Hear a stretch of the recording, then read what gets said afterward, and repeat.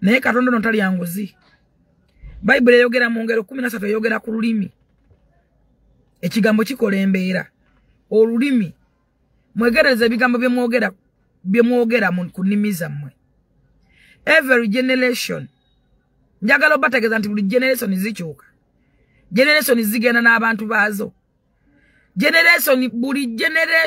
Buli every a year. Enjuba bulwevayo bweti ne mulisa bweti.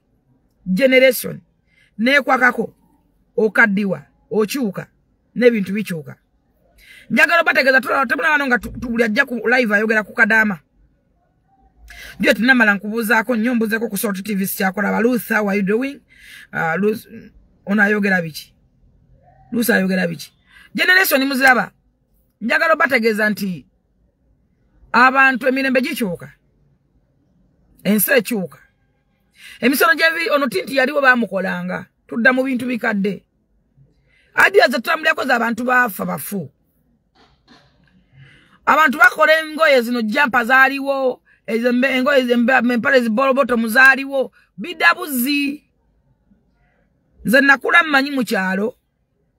Ffe twakuba tuli banaku. Nakula mmanyi nti nno omuntu omunaku yakwata empiso n'atunga olugoye.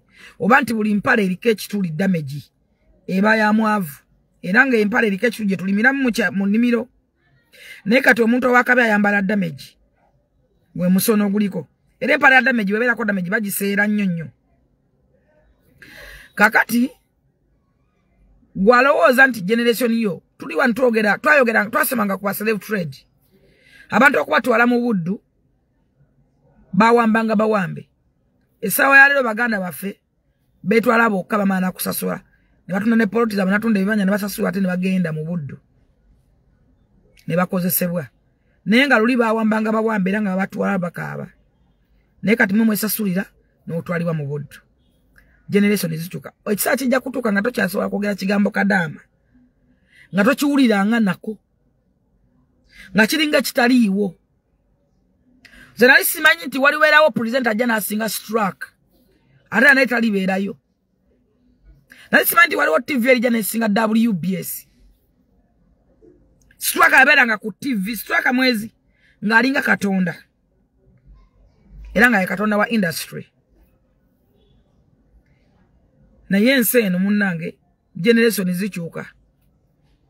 Njagala okutegeeza generation nyingi gikyuka, emirembe gikyuka ne gidda. Omulembe gw'omuntu tegudda. Omulembe gw'omuntu gugenda kalamba.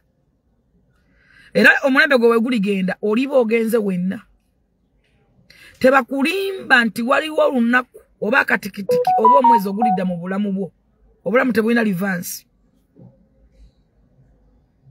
Buli wofuna opportunity oba omukisa gukozese. Omukisa gutya. Abantu bangi banoonya olaba good life gy'abaddemu oba situation mwabadde. Abantu abalina ssente n'abagagga n'abaki banoonyaawo okubeerawo we batyo. Tebafuna opportunity. Aba bataddemu ssente bagikozesezza tebafunye mukisa ogwo.